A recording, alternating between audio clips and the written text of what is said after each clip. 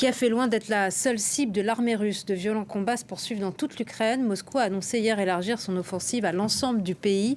L'armée russe encercle deux grandes villes du pays au sud. Il y a eu aussi une percée dans la ville de Kharkiv, deuxième grande ville du pays de plus d'1 million d'habitants.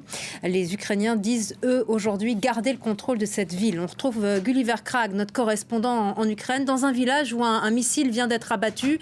Que s'est-il passé exactement ? Alors, je suis à Hushtintsy, un petit village dans le centre de l'Ukraine, où ce matin, vers 9 h du matin, le système anti-roquette ukrainien a abattu une roquette que j'ai entendu d'ailleurs passer. C'était juste avant mon direct de ce matin. Mais la roquette est donc tombée sur ce village, dans le champ où je me trouve actuellement, et causant des dommages à plusieurs bâtiments à côté. Je pense que vous voyez derrière moi, il y a une grange dont le toit est complètement cassé. Et la maison un peu plus loin était une maison en construction. Son propriétaire m'a dit que cela faisait 5 ans qu'avec sa famille, il construisait cette maison. Il s'apprêtait à s'y aménager. Et bien maintenant, cet aménagement au moins sera retardé. Il y a, je vous l'ai dit, plusieurs maisons autour qui ont les fenêtres cassées. Bien sûr, les habitants de ce village ne s'attendaient pas du tout à être ciblés dans cette guerre. Ils sont vraiment loin de toute cible stratégique, si ce n'est la petite base militaire à Kalinivka, une ville voisine. Et les habitants ici pensent que c'était sans doute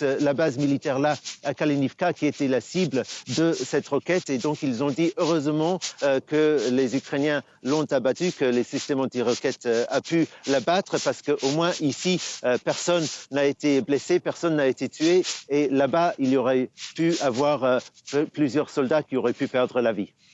Quel est le degré de mobilisation des jeunes hommes et des hommes plus généralement pour s'engager, pour défendre le pays ?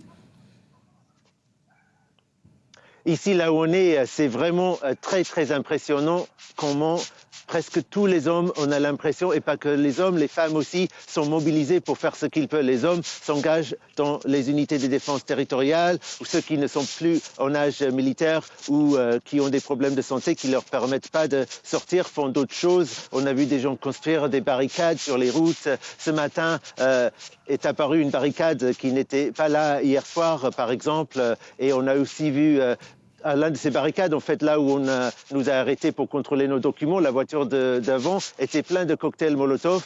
Les gens nous ont raconté qu'ils amenaient ces cocktails Molotov à la mairie d'un village voisin, juste pour être préparés au cas où. Ils ne nous ont pas dit qu'ils ont des indications que les Russes vont être ici bientôt, mais ils ont dit qu'il faut s'y préparer, parce que visiblement, il y a une offensive qui se poursuit sur tout le pays. Merci beaucoup, Gulliver Krag. Merci à